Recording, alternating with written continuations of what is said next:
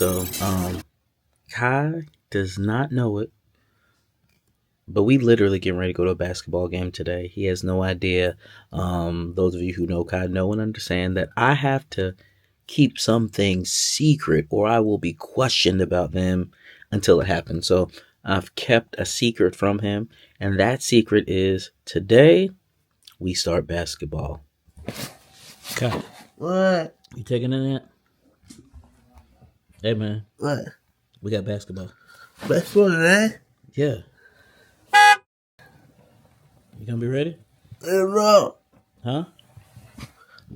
This time was. All aboard! Yeah. What? Everybody, I'm gonna drop. Look. You gonna be ready? Yeah. This guy is happy to say the least. Yeah, when I say he been working my nerves to get to this basketball game today, y'all, like he has literally been working your boy's nerves. But we in the car now, and it's time to get to this game. Yeah.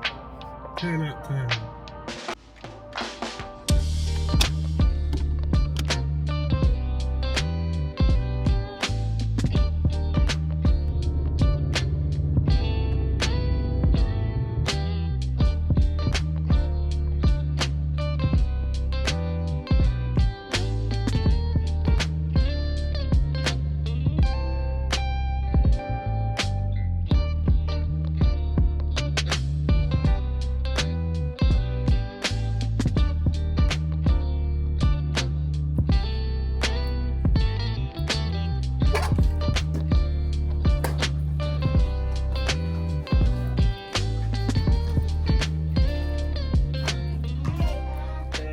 We're gonna do a quick little shoot around with Khye so he can get situated. He's literally the first person in his category.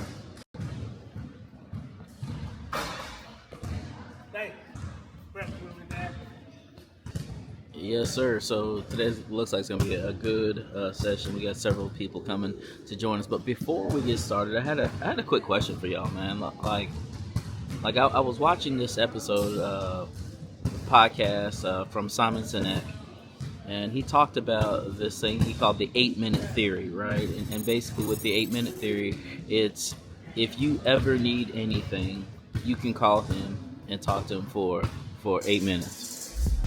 And he kind of mentioned this 8-minute theory as kind of like an insurance policy. Like you never necessarily want to use it, but you know that you can use it if you need it, right?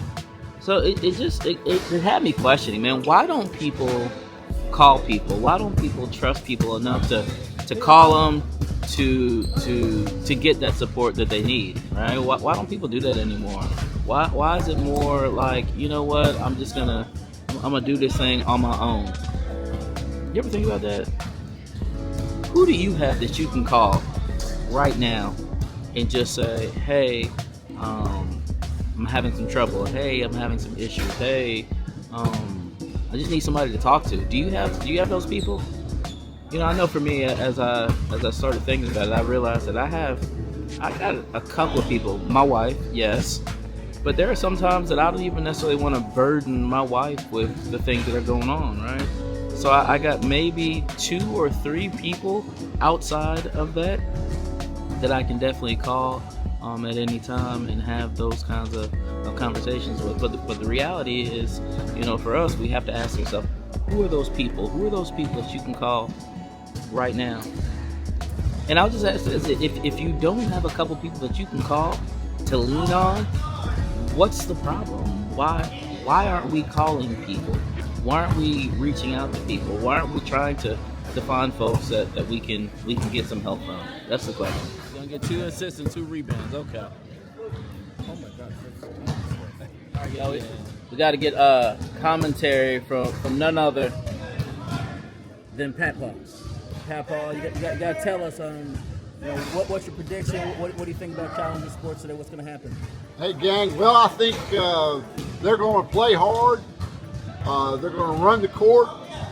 It's going to be rapid fire from three-point land, and everybody wins.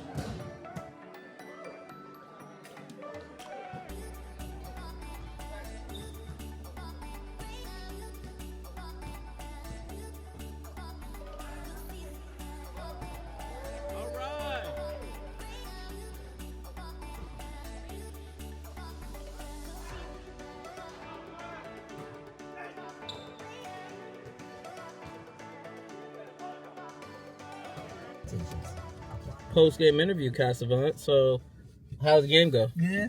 It went good? Yes. Yeah? How are you feeling out there? Yeah. What was the highlight of the game? 2 rebounds, 2 assists. 2 rebounds, 2 assists? You hit any threes? Yeah.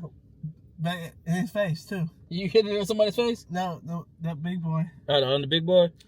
So I was watching Simon Sinek's podcast. I was literally watching the podcast. It's called A Bit of Optimism. And Simon asked this question that, honestly, y'all, it kind of has me stuck. He asked the question, why don't people reach out to other people, right? And it really had me thinking. I was like, do I reach out to other people, especially when you're in need, right? I want you to think about that for a second. Are you reaching out to other people, especially when you're in need? He said he had a friend who, they were going through some things and he really didn't know that they were going through the things. And finally he found out and he asked the question. He says, why didn't you call me? Why didn't you tell me? And they said this. They said, I did. I messaged you several times. And he was struck. He was like, for real? He said he felt like a horrible friend. And he went back to the different messages. And the messages sounded like this.